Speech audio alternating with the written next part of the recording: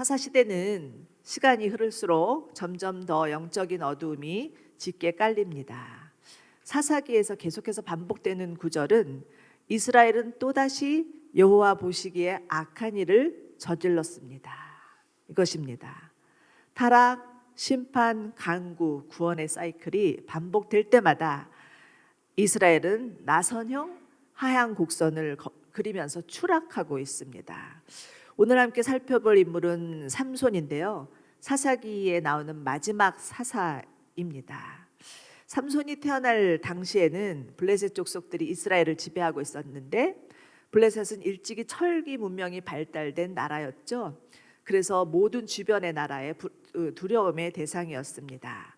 그렇지만 삼손의 때에는 블레셋이 자기네 정책을 좀 바꾸면서 화친 정책을 씁니다. 그래서 자신의 민족과 다른 민족들이 언제든지 얼마든지 섞여서 결혼할 수 있는 그런 화친 정책을 쓰는 바람에 이스라엘을 무려 블레셋의 지배를 40년 동안이나 받고 있었는데 사사기에서 보면 가장 긴 기간입니다. 이 40년 동안 받고 있으면서도 별 고통 없이 편안하게 살았었습니다.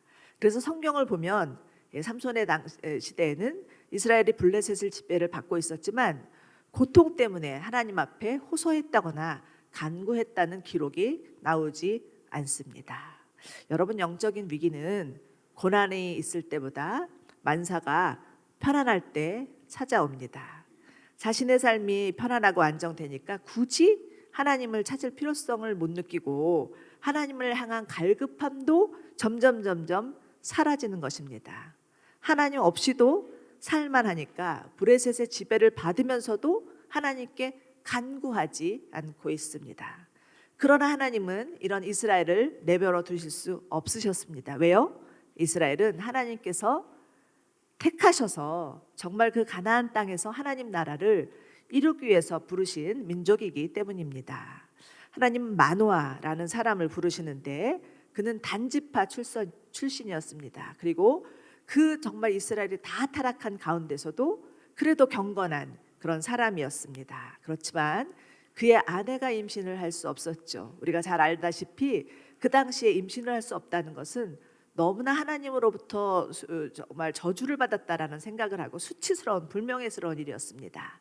그런데 어느 날 이 마노아의 아내에게 여호와의 천사가 나타나서 아들을 줄 것이다 라는 약속을 합니다. 그 대신에 그 아들을 낳을 때까지는 포도주, 술은 입에도 대도 안 되고 부정한 음식은 먹어서도 안 된다라는 나시린의 서약을 줍니다. 그리고 이 아이는 모태서부터 하나님께서 구별된 나실 사람이게 될 것이기 때문에 아이가 태어나면 절대로 머리를 자르지 말아라, 면도칼이라도 하나 되면 안 된다라는 명령을 내리십니다. 그리고 나서 더 한 가지 예언을 하시는데 이 아이는 장차 이스라엘을 블레셋의 손에서 구원할 그런 아이다라는 그런 예언의 말씀을 주십니다. 여러분, 나시린이란 히브리어로는 나자르라고 하는데 구별된 사람이라는 뜻입니다. 이렇게 해서 태어난 아이가 삼손입니다. 우리가 너무나 잘 알고 있죠. 삼손의 스토리는 아마 모르는 분들 없을 것입니다. 삼손은 태어날 때부터 나시린의 축복을 받은 자였고 게다가 아주 그 힘이 센 아주 우람한 그런 체격의 장수, 힘센 장수의 대명사였습니다.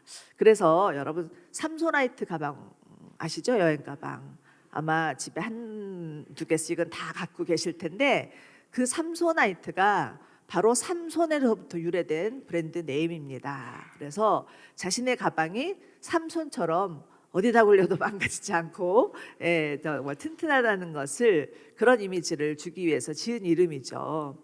그러나 이런 삼손에게도 취약한 부분이 있었는데 그것은 바로 여자였습니다. 삼손의 스토리를 보면 대부분 여자와 관련된 스토리입니다.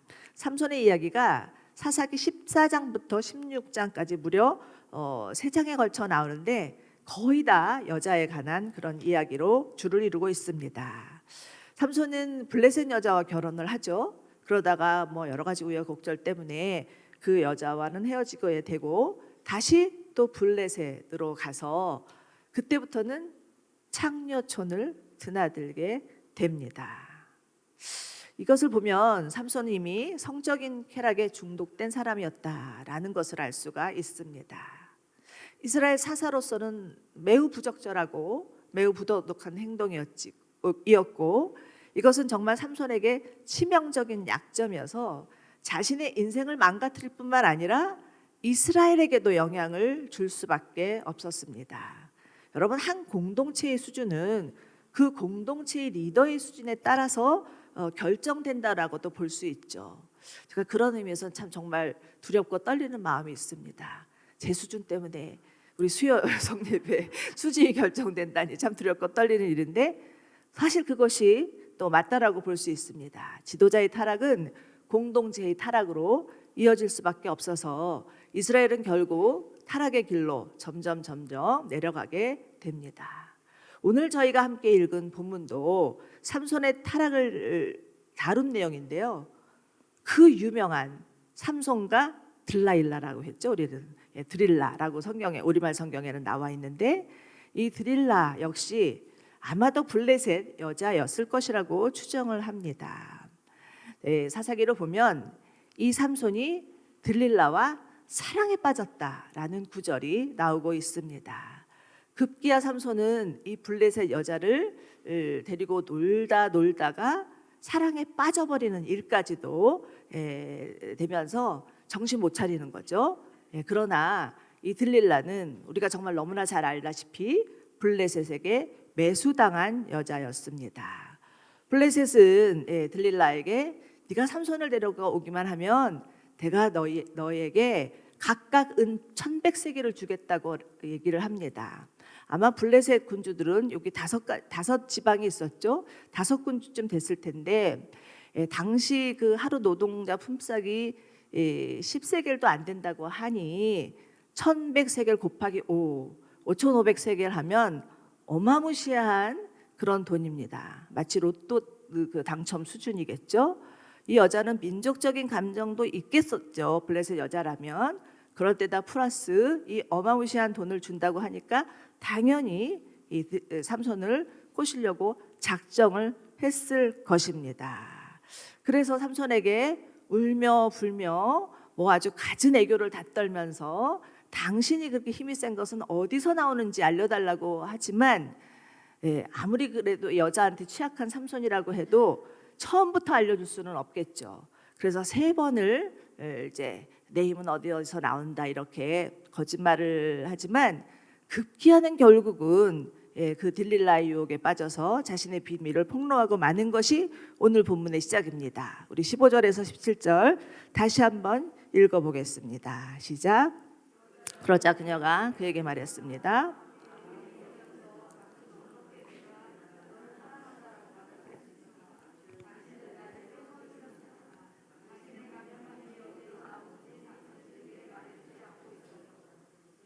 졸라서 삼손의 마음은 죽을 정도로 괴로웠습니다. 그래서 삼손은 들릴라에게 그의 마음을 다 털어놓았습니다.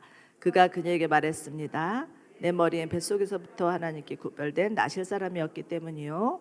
만약 내 머리가 깎아버리면 나는 힘이 빠져서 다른 사람처럼 약해진다오.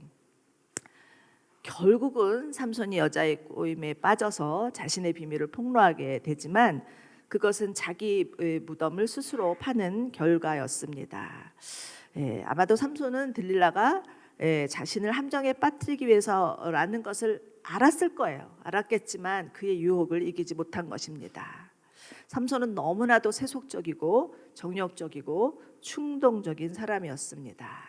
결국은 들릴라의 그 무릎에서 머리를 깎이고 난 이 삼손은 블레셋 사람에게 붙잡혀서 2눈이 뽑힌 뒤 감옥에서 맷돌 돌리는 사람으로 한 10년 정도 살게 됩니다. 그러나 이제 그 10년이 지나서 정말 하나님께서 또 삼손에게 다시 힘을 주셔서 그 블레셋에 있는 다곤 신전을 무너뜨리지만, 그래서 그때 죽인 사람이 삼손이 살아있을 때 죽인 사람보다 더 많았다라고 기록하고 있지만, 삼손도 그때 함께 죽게 되죠. 가족들이 와서 그 삼손의 시체를 가져다가 아버지 마노아의 무덤에 묻어주지만 20년을 이스라엘을 다스린 사사로서는 너무나 초라한 장례식이었습니다. 결국은 삼손은 이스라엘의 아주 그런 불우한 사사로서 그 막을 내리게 되고 그 이후 이스라엘은 더욱더 죄의 나락으로 빠지고 맙니다. 이것이 바로 오늘 저희가 읽은 본문의 내용인데요. 오늘 본문의 내용을 통해서 하나님께서 우리 가운데 주시는 교훈은 무엇이겠습니까? 도대체 이 본문을 통해서 하나님 우리에게 무슨 말씀을 하시려고 하는 거지? 라고 여러분 다 궁금해 하실 것 같은데 정말 삼손을 반면교사 삼아서 우리 가운데 하나님이 주시는 메시지가 무엇인지를 들어보기를 원합니다. 첫 번째는 거룩의 회복입니다. 여러분 삼손은 태어날 때부터 나실인으로 구별된 자였습니다. 나실인에게 요구되는 것은 포도주를 마시지 않는 것, 시체에 손을 대지 않는 것, 그리고 머리털이나 수염을 깎지 않는 것이었습니다. 이것은 하나님께 자신을 헌신하겠다고 일부러 자신의 몸을 구별해 드린 사람들의 서약이었습니다. 그래서 삼손도 역시 한때는 이 나실인의 서약을 잘 지키고 살았던 자였습니다. 사사기 13장 24, 25절을 보시면 이제 그 마노아의 아내가 아들을 낳았고 그 이름을 삼손이라고 지었는데 그 아이는 잘 자랐고 여호와께서 그에게 복을 주셔서 그는 소라와 에스다올 사이에 있는 마하담에 있을 때 여호와의 영이 그를 움직이기 시작하셨다라고 기록하고 있습니다. 삼손이 나실인의 서원을 잘 지키면서 거룩하게 살았을 때 하나님의 영이 그에게 임하고 그를 통해서 블레셋을 무너뜨릴 수 있었던 것입니다. 그런데 그의 타락의 시초는 무엇이었다고요? 여자였습니다. 바로 이 13장 24절과 25절 뒤에 이어서 나오는 14장 1절을 보면 이런 말씀이 있습니다. 삼손이 딥나로 내려갔다가 그곳에서 블레셋 사람들의 딸들 가운데 한 여자를 보았습니다.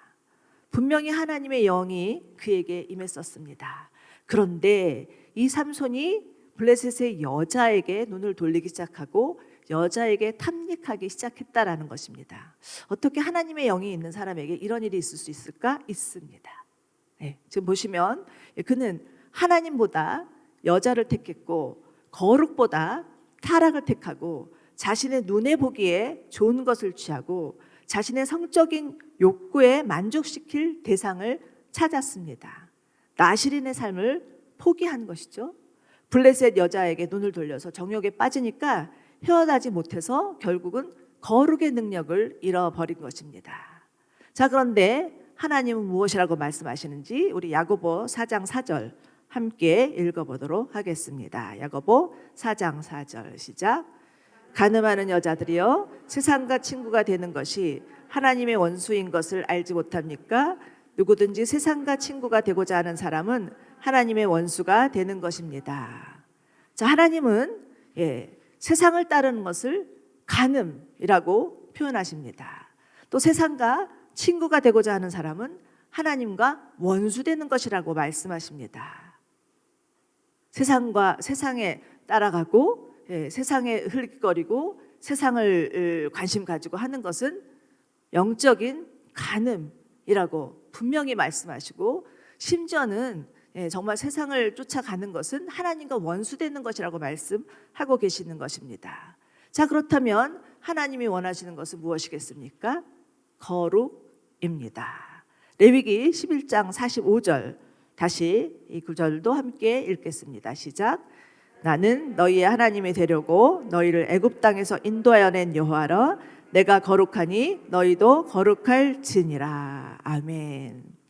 하나님께서 이스라엘을 애굽에서 불러내신 것은 하나님의 거룩한 백성 삼기 위함이었습니다. 거룩이 능력이 되어서 정말 가나안 땅 가운데 하나님 나라를 심기 위한 것이었죠. 그래서 하나님은 이들에게 거듭 강조하신 것은 너희들은 절대 가나안에 들어가거든 가나안과 섞이지 말아라. 가나안의 풍속을 따르지 말아라. 이것은 가증한 것이다 라고 신신당부를 하십니다. 오늘 에스라 말씀에서도 에스라가 정말 이스라엘 민족이 주변의 다른 잡족이라고 하죠. 이방인들과 함께 결혼해서 그냥 뭐 아무 생각 없이 사는 것을 보면서 너무나 황망하여서 망연자실 넋을 잃고 앉아 있었다라는 구절이 나오고 있습니다. 여러분, 그런데 이 이스라엘 백성들은 정말 가나안에 들어가자마자 얼마 안 돼서 가나안의 우상을 섬기기 시작하고 결국은 거룩의 능력을 잃고 맙니다. 여러분, 그리스도인들은 하나님께서 세상에서 구별하여서 불러낸 자들입니다. 그렇기 때문에 그리스도인들은 어떻게 살아야 된다고요? 세상과 구별되어서, 세상과 분리되어서 살아야 됩니다. 그렇다고 해서 속세를 떠나서 그러면 세상을 등지고 절에 들어가서 사는 것이냐? 아닙니다. 그것은 물론 아니죠. 이 세상에 살지만 이 세상의 풍속을 따르지 아니하고 세상적인 가치관을 따르지 아니하고 세상적인 방식을 따르지 아니하고 그것을 거슬려서 하나님이 원하시는 삶을 살아가는 자가 그리스도인이라고 말씀하십니다. 그렇기 때문에 이스라엘이 추구해야 될 것도 거룩이요, 우리가 추구해야 될 것도 거룩입니다. 자, 그런데 정작 우리가 추구하고 있는 것은 무엇입니까? 우리는 사업이 번창하고 자녀가 성공하고 병이 낫기를 원하고 또 하나님이 내게 맡겨주신 사역 잘 감당하기를 원하지만, 그렇지만 정말 우리가 진정으로 거룩을 사모하고 있는가라는 것은 돌아볼 필요가 있습니다. 우리는 우리가 살아가면서 하나님께서 주신 수많은 기적은 원하지만 거룩을 원하고 있지는 않는지 돌아볼 필요가 있다라는 것입니다. 하나님 분명히 우리를 향해서 너희는 세상의 빛이요 소금이라 말씀하셨고, 우리 온누리교회 표 이렇게 보시는 바와 같이 세상의 소금과 빛이다라고 이렇게 걸었는데, 정말 우리가 세상의 빛과 소금으로 살고 있는가? 정말 정작 세상에서 소금처럼 녹여지지 못하고 빛처럼 빛을 발하지 못하는 이유는 무엇인가?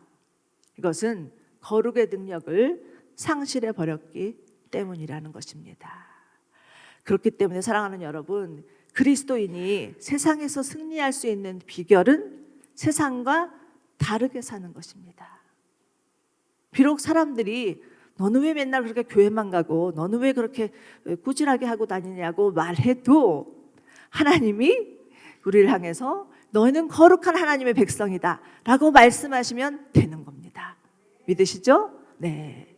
정말 세상 사람들보다 뒤떨어지고 애들이 우리 세상 아이들보다 좋은 학원도 못 가고 비록 공부가 좀 떨어져도 세상과 다르게 살고 하나님의 말씀에 순종하고 살고 정말 하나님이 원하시는 대로 산다면 승리할 수 있음을 믿으시기 바랍니다.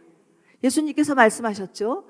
너희는 날마다 너희의 발을 내게 내밀어라. 그렇게 말씀하실 때 네 발을 내밀지 않으면 나와 상관이 없다라고 말씀하신 것은 날마다 우리를 예수 그리스도의 보혈로 깨끗이 씻김 받아야 된다라는 것을 말씀하시는 것입니다. 여러분, 여러분의 더러워진 발을 주님 앞에 날마다 내미는 자들이 되시기를 바랍니다. 그러할 때 주께서 우리를 깨끗이 씻겨주시고 정말 하나님의 말씀대로 살 수 있는 능력을 주실 것을 믿습니다. 우리가 회복될 것은 무엇인가? 거룩의 회복입니다. 여러분, 정말 주님이 내가 거룩하니 너희도 거룩할지니라 말씀하신 것은 우리가 그렇게 살 수 있기 때문이라는 것입니다. 날마다 죄에 지면서 정말 무기력하게 살아가는 것이 아니라 하나님을 바라보면서 하나님이 우리 가운데 또 주시는 은혜를 통하여서 씻김 받고 거룩하게 살 수 있는 능력이 우리 가운데 있음을 믿으시기 바랍니다. 자, 두 번째는 관계 회복입니다. 삼손과 하나님과의 관계, 그리고 삼손의 인간관계를 한번 살펴보시기 바랍니다. 삼손의 이야기를 읽다 보면 그 어디에도 하나님과 만났다는 흔적이 보이지 않습니다. 제가 쭉 삼손의 이야기를 읽어보니까 단지 삼손이 목이 말라서 하나님 앞에 부르짖었다라는 구절이 한 구절 나오고요. 또 삼손이 정말 두 눈을 뽑히고 맷돌을 갈면서 10년 후에 하나님 앞에 부르짖으면서 정말 내가 저들에게 복수하겠습니다. 저에게 한번 기회를 주십시오. 라고 그렇게 기도한 것 2번 이외에는 하나님과 교제를 했다거나 하나님과 대화를 했다거나 하나님 앞에 회개했다거나 이런 기록이 나오지 않습니다. 자, 그런데 삼손은 그 누구보다도 정말 경건한 부모 밑에서 아주 엄격한 신앙 교육을 받으면서 성장한 사람이었습니다. 다른 아이들이 미장원에 가서 요즘 유행하는 헤어스타일로 머리를 여러 번 바꾸면서 돌아다닐 때 삼손은 한 번도 머리 스타일을 바꿀 수 없었습니다. 자기 머리칼에 손 하나 까딱 한지 못하고 염색도 못하고, 다른 애들은 노란물 빨간물 다 들일 때 삼손은 그냥 자기 머리를 가지고 있을 수밖에 없었습니다. 더구나 다른 친구들이 정말 돼지 족발도 먹고 닭발도 먹으면서 돌아다닐 때 삼손은 그런 것도 하나도 먹지 못하고 집에서 차려주는 그 음식만 집밥만 먹을 수밖에 없었으니 얼마나 그 생활이 지겨웠겠습니까? 그런데 이 나시린의 서원은 더군다나 하나님 앞에 자신을 성별하겠다고 자기가 스스로 서원하는 자들이 대부분의 나시린의 서원이었습니다. 그런데 이 삼손은 언제부터 나시린이었다고요? 태어날 때부터 자신의 의지와는 상관없이 태어날 때부터 나시린 서약을 정말 운명처럼 받아들일 수밖에 없었던 자였습니다. 더군다나 이 삼손이 나시린이 된 것은 블레셋을 구원하기 위해서요. 그래서 태어날 때부터 사명을 갖고 태어난 자였습니다. 자, 그러니 한번 어린 나이의 삼손을 생각해 보십시오. 그 삶이 얼마나 무겁고 버거웠겠습니까? 아마도 이런 부담감은 그의 심리 상태에 영향을 미칠 수 있었고 그 마음에 다크 사이드라고 하죠. 심리학자들은 그림자라고도 얘기를 하는데 그런 어두운 그림자가 그 내면 안에 짙게 깔려 있을 수 있었을 것입니다. 심리학적으로 그림자는요, 어떤 우리 마음 가운데 있는 내적 충동이나 어떤 강박관념, 인성의 역기능적인 측면을 말하고 있는데 어린 시절에는 잘 모르다가 점점 나이가 들면 수면으로 떠오르는 것이 그림자이고, 그리고 자기도 모르게 이상한 생각을 한다거나 이상한 행동을 한다거나 강박적인 생각이나 행동을 한다거나 건강치 못한 인성으로 드러날 수 있는 것이 그림자입니다. 여러분, 삼손의 그림자가 표면적으로 최초로 드러난 사건은 그 사사기를 보면 삼손이 그 죽은 사자의 몸에서 생긴 꿀을 먹는 것이었습니다. 이것은 나시린으로서는 금기사항이었죠. 그런데 아무에게도 의논하지 않고 죽은 사자의 꿀에서 꿀을 먹음으로 인해서 자기도 모르게 자기 안에 무언의 행동으로 저항을 하는 것으로 나타났습니다. 그리고 그 이후로는 여자를 탐닉하기 시작하면서 나시린으로서의 삶을 헌신장 내버렸던 것입니다. 오늘 말씀 사사기 19장에서 20절을 보면 그가 어느 정도까지 바닥을 쳤는지를 알 수 있는데요. 한번 우리 다시 같이 읽어보겠습니다. 사사기 19장 20절 시작. 들릴라는 삼손을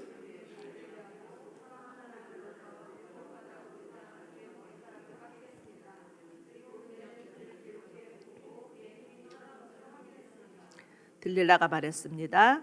삼손 블레셋이 쳐들어와요. 그가 잠에서 깨어나 말했습니다. 내가 예전처럼 나가서 무찔러 버리겠다. 그러나 그는 여호와께서 자기에서 떠나신 것을 알지 못했습니다. 그는 급기야 자기 머리카락이 잘려나가서 이미 힘을 잃었음에도 불구하고 그것을 눈치채지 못합니다. 여러분, 머리칼이 잘려나갔다는 것은 무엇을 의미합니까? 단순히 머리가 잘려나가는 것이 아니라 하나님이 그를 떠나셨다라는 의미입니다. 그의 힘의 근원이 머리카락에 있는 것이 아니라 하나님께 있었다는 거죠. 그런데 이것을 삼손은 깨닫지 못합니다. 그만큼 하나님과의 관계가 멀어졌다는 증거이죠. 겉으로는 나시린으로서 이스라엘의 사사로서 살았을지는 모르지만 그는 조금이라도 자기 자신을 성찰할 수 있는 영적인 근력이 전혀 없었고 그로 인해서 그의 인생은 파멸로 치닫게 됩니다. 그런데 여러분, 우리가 삼손의 이야기를 읽으면서 정말 이런 일은 삼손뿐만이 아니라 우리가 잘 알려진 영적인 지도자들 안에도 이런 일들이 일어난다는 것을 보게 됩니다. 잊어버릴만 하면 신문이나 뉴스를 통해서 어떤 그 지도자들의 성적인 문제 또 비리들이 나타나는 경우들이 많이 있습니다. 왜 그렇겠습니까? 자신의 어떤 성공, 이것의 사역의 성공에 취해서 자신의 내면 안에 있는 그림자를 살피지 못했기 때문입니다. 자신의 그림자 때문에 얼마든지 망가질 수 있다는 것을 망각한 탓이기 때문이라고 볼 수가 있습니다. 그렇지만 여러분, 이 그림자는 삼손이나 어떤 영적 그 지도자들에게만 있는 것은 아니죠. 이 그림자는 누구에게나 있고요. 점점 나이가 들면서 이 그림자도 함께 자란다는 것을 꼭 인식하셔야 됩니다. 그리고 누구라도 그 그림자 때문에 무너질 수 있다는 것도 알고 계셔야 된다는 것입니다. 중요한 것은 이 그림자를 딛고 일어날 것인가 아니면 이 그림자 때문에 무너질 것인가 라는 것입니다. 자, 그렇다면 이 그림자를 다루는 방법은 무엇이겠습니까? 첫째는 자신의 그림자가 무엇인지 알기 위해서 자신의 과거를 탐색해 볼 필요가 있습니다. 두 번째는 자신의 그림자를 인정하는 거예요. 나는 이런 사람이 아닌데, 자신에게 이상한 생각이나 행동이 있는데도 불구하고 나는 이런 사람이 아닌데 라고 치워버리는 것이 아니라 맞아, 내 안에 이런 어두운 면이 있어, 이것이 내 그림자구나 라고 인정하는 것입니다. 그리고 세 번째는 그 그림자를 가지고 하나님께 나아가는 것입니다. 자, 우리 한번 잠시 다윗을 소환해 보기를 원합니다. 다윗은 하나님의 마음에 합한 자라고 하였지만 그에게도 그림자가 있었습니다. 이스라엘 왕으로서 이제 자리를 굳혔어요. 정말 그 모진 고난 가운데 사울을 이제 피해서 다니다가 이제는 이스라엘의 왕이 되어서 하는 전쟁마다 승승장구를 하고 누구도 다윗이 이스라엘 왕인 것에 대해서 인정하지 않는 사람은 한 사람도 없게 되었습니다. 그랬더니 뭐가 고개를 쳐들어요? 그의 그림자가 슬그머니 고개를 쳐듭니다. 아마도 다윗에게는 어린 시절 아버지와 형들로부터 인정받지 못했던 그런 결핍된 인정 욕구가 있었던 것 같습니다. 하나님과의 관계가 좋을 때는 하나님으로부터 채움 받았고 부족함이 없었기 때문에 괜찮았는데 이제 성공하고 나니까 슬슬 하나님과의 관계가 조금씩 멀어지기 시작합니다. 그리고 하나님과의 관계가 멀어지다 보니까 눈에 들어오는 것이 있습니다. 어느 날 옥상을 걷고 있는데 너무 이쁜 여자가 목욕하고 있는 것입니다. 우리가 잘 아는 밧세바죠. 그는 정신없이 밧세바에게 빠져들고 그리고 자신의 충신인 우리아마저도 죽이는 그런 죄를 짓고 맙니다. 그 인생은 그때부터 사실은 하얀 곡선을 걷게 되지만 그러나 그렇다고 해서 다윗의 인생이 거기서 끝나지는 않습니다. 시편 51편을 보면 다윗이 밧세바와 범죄한 후에 정말 나단 선지자가 와서 그의 죄를 지적했을 때 다윗이 하나님 앞에 꼬꾸라지듯이 회개하며 지은 시가 있습니다. 한번 잠깐 제가 읽어드리겠습니다. 오 여호와여, 주의 신실한 사랑으로 나를 불쌍히 여기소서. 주님의 크신 자비로 내 죄가를 지워 주소서. 주의 얼굴을 내 죄에서 가리시고 내 모든 죄악을 지워 주소서. 오 하나님이여, 내 속에 정결한 마음을 창조하소서. 내 안에 정직한 영을 새롭게 하소서. 그는 자신이 얼마나 큰 죄인인지를 이때만큼 뼈저리게 깨달았을 때가 없었을 것입니다. 그리고 자신의 그림자가 무엇인지도 파악했겠죠. 그리고 하나님 앞에 자신의 죄를 자복하며 하나님 자신에게 나에게 새 마음과 새 영을 주시옵소서. 나를 새롭게 해주십시오. 나는 모태부터 죄에서 태어난 자입니다 라고 고백하면서 회개함으로 나갔을 때 하나님과의 관계가 회복됩니다. 사랑하는 여러분, 누구에게나 그림자는 있습니다. 만약에 여러분 안에 정말 어떤 해결되지 않은 욕구가 자꾸 나를 충동질하거나 생각지도 하고 싶지 않은 생각인데 그런 생각을 하고 있거나 행동을 하고 있다면 절대 그냥 지나치지 마시기 바랍니다. 방치하면 방치할수록 그 그림자는 커진다는 것을 아셔야 합니다. 어떻게 해요? 하나님 앞에 나가서 솔직하게 하나님, 내가 왜 이런 생각을 하고 내가 왜 이런 행동을 하고 내 습관적인 죄는 왜 끊어지지 않고 있고 나는 왜 인간관계가 잘 할 만하다가 이 지경이 되는지 하나님 가르쳐 주십시오. 도와주십시오. 라고 기도하셔야 합니다. 그럴 때 하나님께서 정말 우리를 너무나 잘 아시는 하나님께서 우리 안에 있는 어두운 그림자가 무엇인지 다크사이드가 무엇인지 알려주실 것입니다. 여러분, 사람은요 자신을 성찰할 때 자신 안에 있는 내면의 어두움이 무엇인지를 알아갈 때 성장하고 성숙합니다. 그로 인해서 자신의 그림자를 딛고 보다 성숙한 그리스도인으로 발돋움할 수 있을 것을 믿으시기 바랍니다. 그러할 때 보다 깊은 하나님과의 관계, 보다 원만한 인간관계로 회복될 것을 믿는 저와 여러분 되시기를 축원합니다. 자, 마지막 세 번째 교훈은 기도의 회복입니다. 오늘 본문의 마지막 구절을 보시면 22절, 그러나 머리가 깎이고 난 후에 그의 머리털이 다시 자라기 시작했습니다. 기록되어 있습니다. 삼손이 자신의 눈에 뽑힌 채 블레셋의 감옥에서 그 맷돌을 10년간 굴리면서 그의 머리털은 당연히 자라났겠죠. 그는 그 수많은 시간 맷돌을 돌리면서 과연 무슨 생각을 했을까요? 그것이 바로 사사기 28절에 나오고 있는데 이렇게 삼손은 하나님께 부르짖습니다. 주 여호와여, 부디 저를 기억해 주십시오. 하나님이여, 부디 이번 한 번만 제게 힘을 주십시오. 제 두 눈을 뺀 블레셋 사람들에게 단숨에 복수하게 해주십시오. 라고 오랜만에 기도하고 있는 것을 볼 수가 있습니다. 삼손이 블레셋에게 온갖 수모와 능욕을 당하자 하나님 앞에 간절히 기도하는데, 그런데 그의 기도를 잘 묵상해 보셔야 합니다. 여기에는 이스라엘을 구원하고자 하는 어떤 사명감이나 역사의식이 전혀 없습니다. 오로지 자신의 두 눈이 뽑힌 것이 억울하고 분해서 블레셋 사람을 복수하고자 하는 심정에서 하나님께 도움을 청하고 있습니다. 지극히 너무나 자기중심적인 기도입니다. 자, 그런데 여러분, 오늘 큐티 다 하셨죠? 오늘 큐티에는 에스라의 기도가 나옵니다. 에스라는 어떻게 기도합니까? 하나님, 정말 저희가 바벨론 포로로 끌려간 것은 우리의 죄악 때문입니다. 하나님 앞에 얼굴을 들기조차도 너무나 부끄럽고 민망합니다.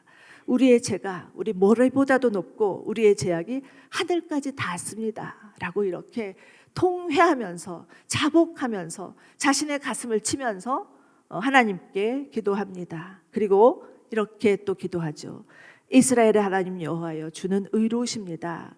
우리가 오늘과 같이 살아남게 된 것은 오로지 다 하나님의 덕분이고 하나님의 은혜입니다.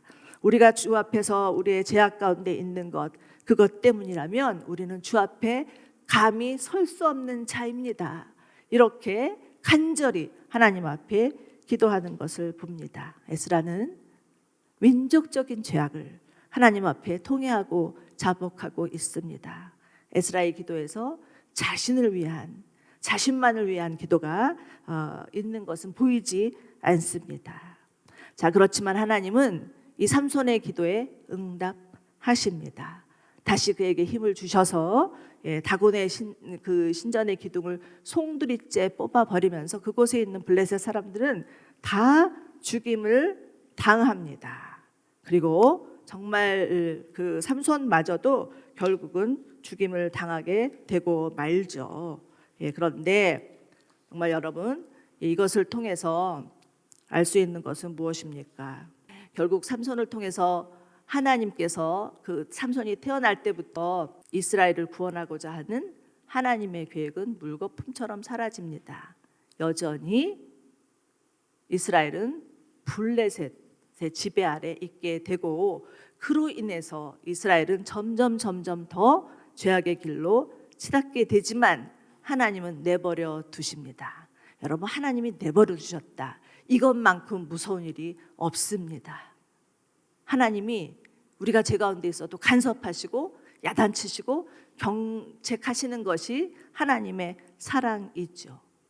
자, 오늘 삼손의 그 본문을 통해서, 삼손 사사시대의 마지막 사사를 통해서 하나님이 우리 가운데 깨닫게 해주시는 것은 무엇입니까? 인간 사사로는 한계가 있다는 것입니다. 인간 사사로는 안 된다는 것이에요.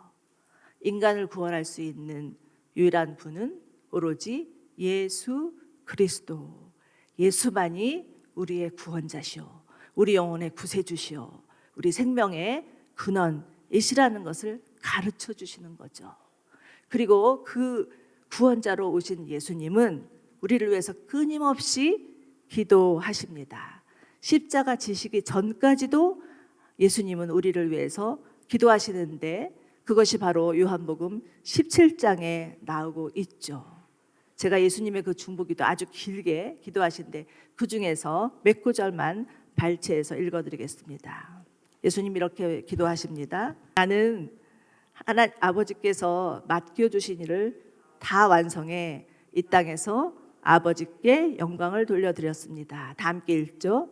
나는 아버지께서 세상에서 택하셔서 내게 주신 사람들에게 아버지의 이름을 나타냈습니다. 나는 아버지께서 내게 주신 말씀을 그들에게 주었습니다. 우리가 하나인 것 같이 그들도 하나 되게 하옵소서. 진리가 그들을 거룩하게 하소서. 이것이 바로 예수님의 중보 기도입니다. 어떻게 죽음을 바로 코앞에 앞두고 아무리 예수님이라도 그렇지 이렇게 기도할 수가 있으셨을까요? 그것은 우리를 향한 사랑 때문입니다. 여러분, 기도는 사랑 없이는 할 수 없는 것입니다. 사랑이 있어야 기도가 저절로 되는 것입니다. 에스라가 어떻게 그렇게 기도할 수 있었겠습니까? 자신의 민족 이스라엘을 너무나 사랑했기 때문이었지만 삼손에게는 이 사랑이 없었던 것입니다. 여러분, 여러분의 기도는 어떠하십니까? 우리가 배워야 할 것은 사랑의 기도, 예수님이 드렸던 사랑의 기도입니다. 우리가 이 사랑의 기도가 회복될 때 하나님은 우리를 통해서 우리의 가정과 우리의 교회와 나라와 민족과 열방 가운데 온전한 하나님의 나라를 이루어 가실 것을 믿으시기 바랍니다.